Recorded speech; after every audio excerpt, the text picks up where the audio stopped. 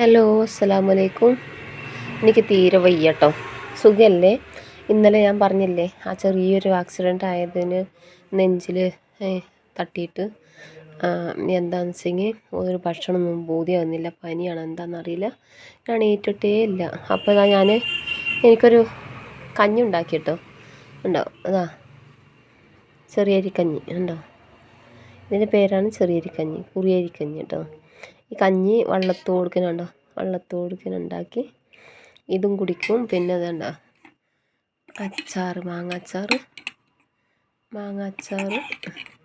മാങ്ങാച്ചാറല്ല, എന്തെങ്കിലും പറയാം, കണ്ണിമാങ്ങ, പിന്നെ അരിമുളക് ഉണ്ടോ, അരിമുളക്, പിന്നെ ഒരു പപ്പടം ചുട്ടത് കേട്ടോ.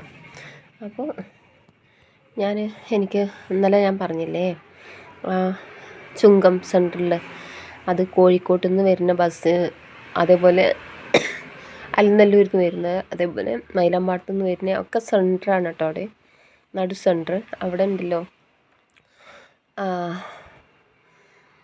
എൻ്റെ വണ്ടി ഞാൻ റൈറ്റിലോട്ട് സിഗ്നലല്ല, എന്തായാലും പറയാം, ഇൻഡിക്കേറ്റർ റൈറ്റിലോട്ട് ഇട്ട്, എന്നിട്ട് പിന്നെ പാലക്കാട്ട് നിന്ന് വരുന്ന ബസ്സിന് വേണ്ടിയിട്ടാണ് അങ്ങോട്ട് പോയിരുന്നത്. അപ്പോൾ ആ റൈറ്റിലോട്ട് തിരിക്കാൻ പറ്റില്ല എന്ന് തോന്നിയിട്ട് സ്ട്രെയിറ്റ് എടുത്താണ്.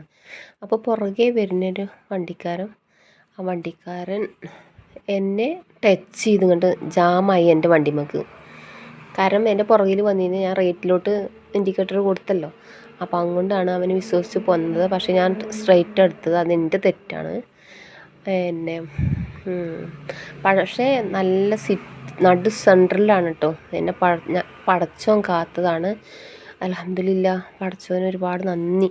കാരണം എന്നെ അവിടെ നിന്ന് കാത്ത് രക്ഷിച്ചതിന് പടച്ചോനോട് ഒരുപാട് താങ്ക്സ് പറയണം. എന്താ വെച്ചാൽ അവിടെ പുറകിൽ വണ്ടി വരും, അതേപോലെ മുൻവശത്ത് വണ്ടി വരും, റൈറ്റിൽ നിന്ന് വണ്ടി വരും, ഫ്രണ്ടിൽ നിന്ന് വണ്ടി വരും. ആ ഒരു സെൻറ്ററിൽ, ചുങ്കത്ത് സെൻറ്ററിലായിരുന്നില്ലേ, അത് നടു സെൻറ്ററിൽ കേട്ടോ. ഒരു സൈഡിലൊന്നല്ല, നടു സെൻറ്ററിൽ.